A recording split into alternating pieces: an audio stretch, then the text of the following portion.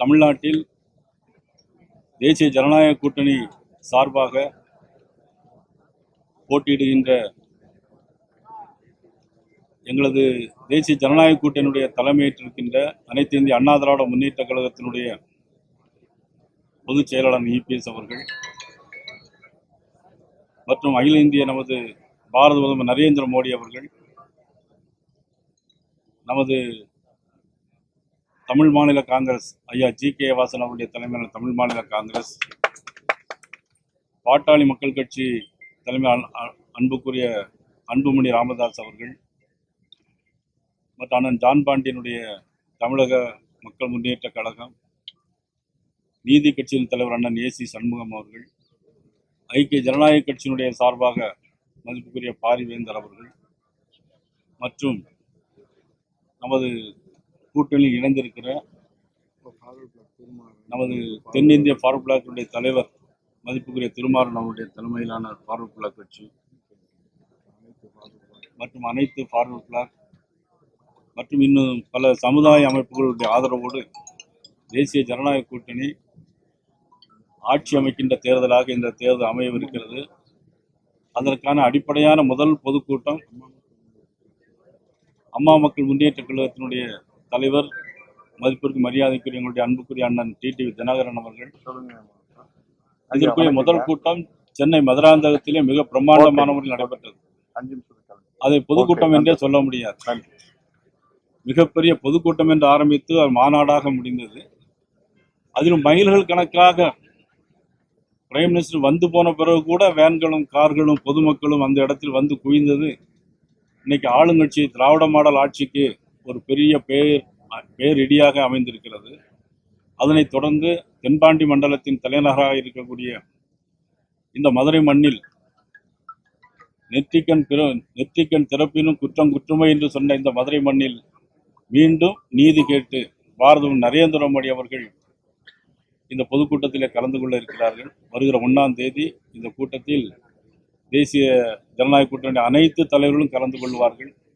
இந்த கூட்டம் அல்ல, இதுவும் ஒரு மாநாடு போலே அமையும்.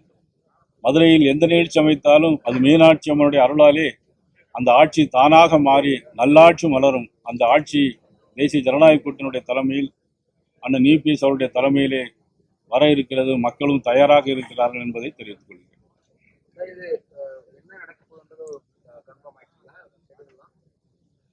ஆமா, அதாவது இது பொதுக்கூட்டமா மாநாடாங்கிறது மக்கள் தீர்மானிப்பாங்க. ஆனால் ஒருவேளை ஒரு அரசு நிகழ்ச்சி கூட அதுல இருக்கலாம். நீங்க என்ன ஏம் பண்றீங்களோ அது.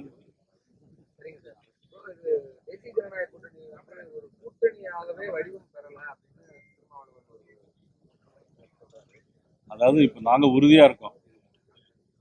எங்க அண்ணன் இபிஎஸ் முதலமைச்சர், பாரதிய ஜனதா கட்சி, சரியா, தமிழ் மாநில காங்கிரஸ், அம்மா மக்கள் முன்னேற்ற கழகம், தென்னிந்திய ஃபார்வர்ட் பிளாக் தம்பி திருமாறன், நீதி கட்சி, பாட்டாளி மக்கள் கட்சி, ஐக்கிய முன்னணி கழகம், இந்திய ஜனநாயக பாரிவேந்தர் தலைமை இந்திய ஜனநாயக கட்சி, நம்ம மதிப்புக்குரிய ஜான் பாண்டியர்கள். இதுக்கு மேல உங்களுக்கு என்ன கூட்டணி வேணும்னு நினைக்கிறீங்க?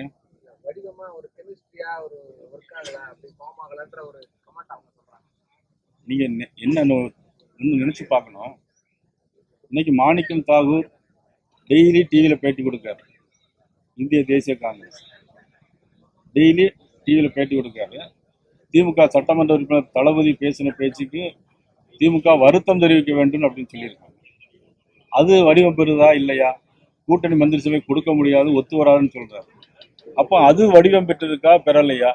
நாங்கள் இப்போ எங்களுடைய வடிவத்தை பார்த்தீங்களா? இப்போ மதுரையிலே எப்படி இருக்குன்னா சென்னை முழுவதும் என்ன எப்படி இருக்கும்? ஆக முதலமைச்சருக்கு ஒரு வடிவம் இல்லாமல் இருக்கிறார். ஏன்னா ஒரு ஆட்சி முற்று பெறலை.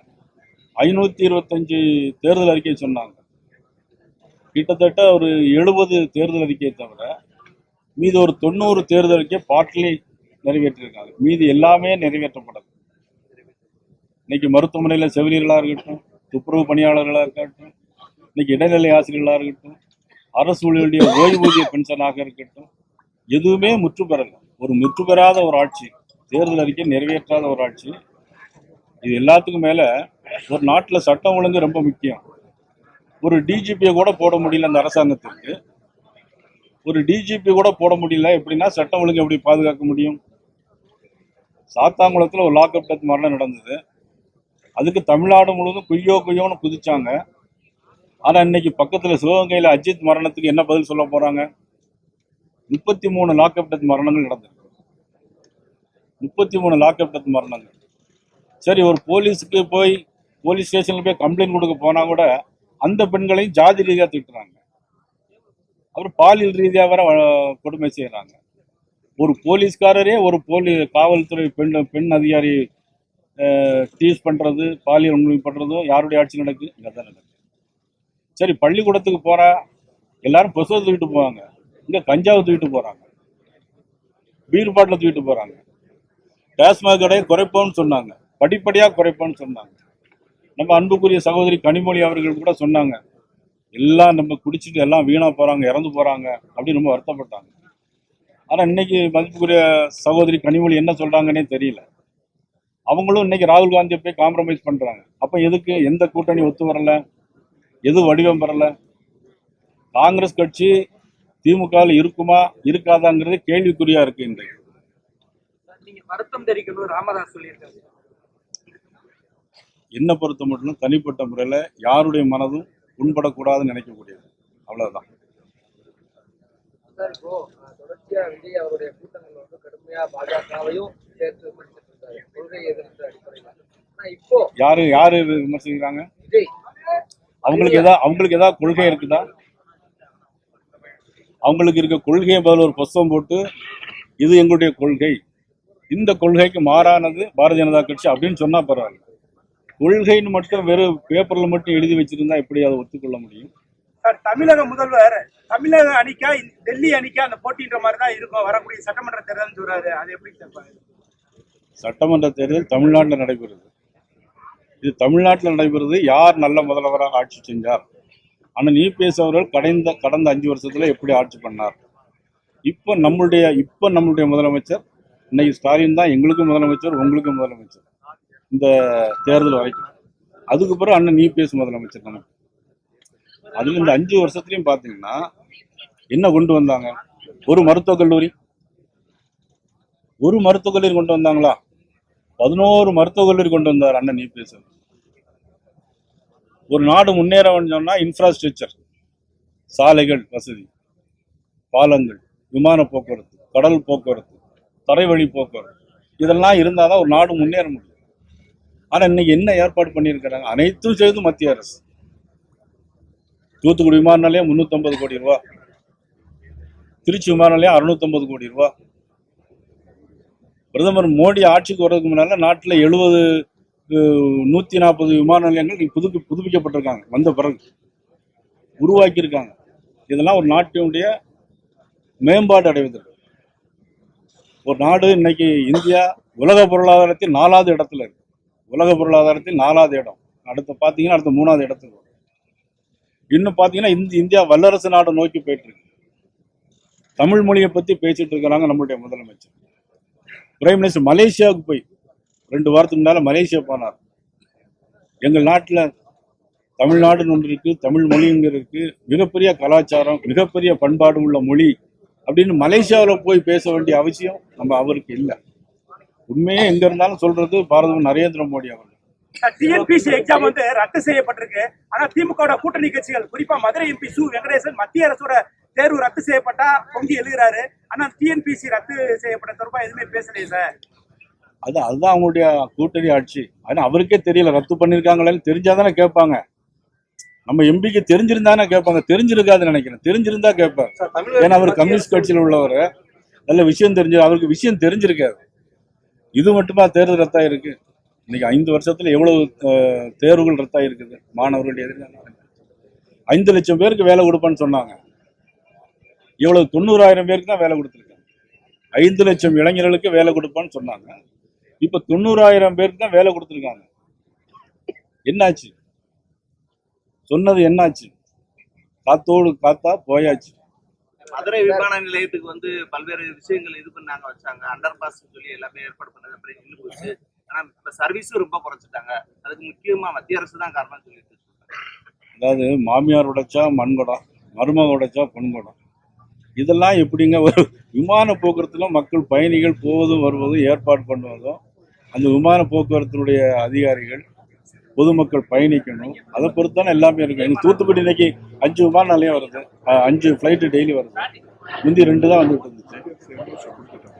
மத்திய அரசு என்ன கொடுத்தாச்சு, இன்டர்நேஷனல் ஏர்போர்ட் மதுரை. தமிழகத்துக்கு மத்திய அரசு சரியான நிதியை ஒதுக்க மாட்டேங்குது. நான் இப்போ இவ்வளவு நேரம் சொல்லிட்டு இருந்தேன். இந்த பிரைம் மினிஸ்டர் மோடி அவர்கள் வந்த பிறகு எத்தனை விமான நிலையங்கள், எத்தனை மருத்துவக் கல்லூரிகள், அதெல்லாம் நிதி தானே. நிதி இல்லாமல் என்ன பண்ண முடியும்? இன்னொன்று கூட சொன்னாங்க, அதான் அண்ணன் இபிஎஸ் அவர்கள் இருக்கும்போது நீட் எக்ஸாமை கொண்டு வரணும் தேர்தல் அறிக்கையில் சொன்னாங்கல்ல. கொண்டு வந்தாங்களா? இதுவரைக்கும் கொண்டு வரல. நீட் எக்ஸாம் இதுவரைக்கும் கொண்டு வரல. ஆனால் அதுக்கு பதில் அண்ணன் இபிஎஸ் அவர்கள் என்ன சொன்னாங்க, கிராமத்தில் உள்ள பிள்ளைகள் எங்களுக்கு மருத்துவக் கல்லூரி படிக்கணும் அப்படின்னு சொல்லி அன்றைக்கு மக்கள் நல்வாழ்வுத்துறை அமைச்சராக, மத்திய மக்கள் நல்வாழ்வுத்துறை அமைச்சராக இருந்த ஜேபி நட்டா அவர்களிடம் பேசி 7.5% வாங்கி தந்தவர் அண்ணன் யூபிஎஸ். அதனால தான் இன்னைக்கு சாதாரண கிராமத்தில் உள்ள பிள்ளைகளும் இன்னைக்கு மருத்துவக் கல்லூரி படிக்கிறாங்க.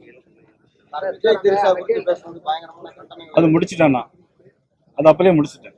இப்போ உங்களை பத்தி கடுமையா விமர்சித்தார் விஜய். இப்போ அந்த சிபிஐ என்கொயரி அதுக்கப்புறம் நடந்த கூட்டங்கள்ல அவர் உங்களை பத்தி பேசுறத குறைச்சிருக்காரு. ரொம்ப கடுமையா பேச மாட்டாரு. பேசிட்டு தானே, கண்டனம்லாம் சொல்லிட்டு தானே. முன்னாடி பேசுற அளவுக்கு தீவிரமா பேசல சார் பாஜக. அதாவது 41 பேர் திமுக திட்டுறாரு. நீங்க திட்டிட்டு தான் இருக்கிறாங்க. அதை பத்தி ஒண்ணு இல்லை. நானும் திட்டிட்டு தான் இருக்கேன், அவங்களும் திட்டிட்டு தான் இருக்காங்க. 41 பேர் இறந்து போனாங்க. அதற்கு தமிழக அரசும் காரணம், மதிப்புக்குரிய விஜயும் காரணம். 12 மணிக்கு வரேன்னு சொல்லிட்டு 7 மணிக்கு வர்றாங்க. எந்த குடிக்க தண்ணி கூட ஏற்பாடு செய்யல. அதே மாதிரி இப்ப கூட ஒருத்தர் இறந்து போயிட்டாரு சேலத்துல. அவருக்கு எல்லாரும் கூட்டத்திலும் இறந்து, நல்ல சகுனம் தானே அது அவங்களுக்கு. சார் 5000 ரூபாய் அந்த மகளிர் உரிமை தொகை கொடுத்து மக்கள் தமிழக முதல்வருக்கு நன்றி சொல்றாங்கன்னு சொல்லி தமிழக துணை முதல்வர் உதயநிதி ஸ்டாலின் சொல்றாருங்க சார். அவர் தான் சொல்றாரு, மக்கள் சொல்லணும்ல அவங்களுக்கு. அதாவது அண்ணன் இபிஎஸ் 2000 ரூபாய் அனௌன்ஸ் பண்ணாங்க.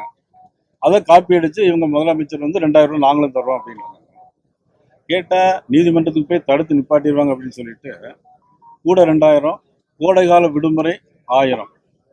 இதுவரையில் இந்திய அரசியல் வரலாற்றில் எந்த முதலமைச்சரும் செய்ய மாபெரும் சாதனையை அண்ணன் செஞ்சிருக்காரு. கோடைகால விடுமுறைக்கு போன வருஷமும் கோடைகால விடுமுறை வந்துச்சு சார்.